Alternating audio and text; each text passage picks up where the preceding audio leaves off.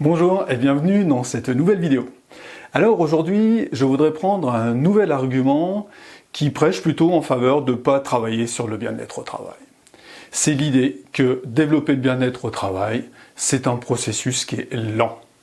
Et ça, en fait, on fait rapidement le lien avec la fable de La Fontaine, le lièvre et la tortue. Et quand on pense à la tortue, certes, elle gagne à la fin, c'est elle qui arrive la première, mais franchement, l'image qui est associée est plutôt une image négative, et on aurait plutôt envie d'être un lièvre avec un petit peu plus de discipline. Alors maintenant, regardons un petit peu plus près, en fait, cette notion de lenteur.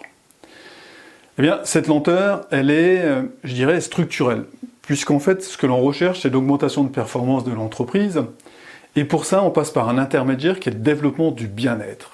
Donc on prend une action qui va développer le bien-être au travail, qui va donner en effet secondaire de la performance. Donc forcément, oui, c'est plus long. Cela dit, il y a quand même des exceptions. Et ça dépend bien sûr de la situation de l'entreprise. Je vais en citer une qui est dans le registre de la reconnaissance.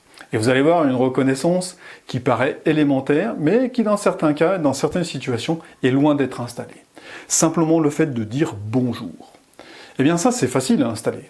Les effets sont super rapides. Donc vous voyez, ça peut marcher, il y a des choses qui peuvent changer, et tout dépend de la situation dans laquelle vous êtes.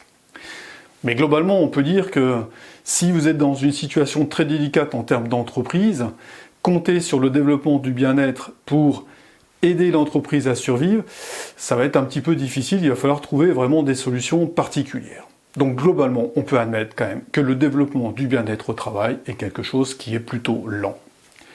Mais l'image qu'on va associer avec cette lenteur, en fait, elle nous appartient. On peut revenir à la fable de La Fontaine et puis avoir un peu cette lenteur qui finalement n'est pas très attrayante.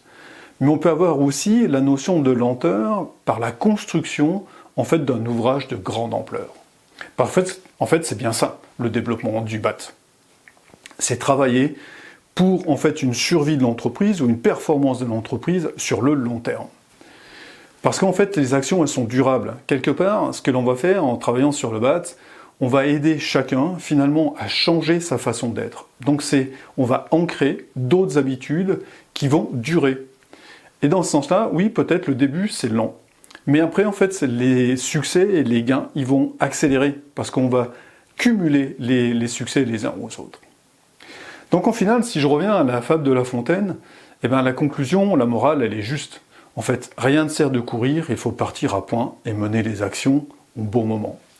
Eh bien, vous savez quoi? Le meilleur moment pour développer des actions sur le bien-être au travail, eh bien, c'est maintenant. Alors, ce que je vous propose, c'est de venir en discuter, tout simplement. Donc, c'est à la fois gratuit et sans inscription, lors des rendez-vous du BAT. Et les rendez-vous du BAT, le prochain, c'est aujourd'hui, de 11h à midi. Et sinon, si vous voulez d'autres dates, je vous invite simplement à vous rendre sur mon site, donc www.p21.fr, et là vous trouverez à la fois les futures dates et le lien pour accéder.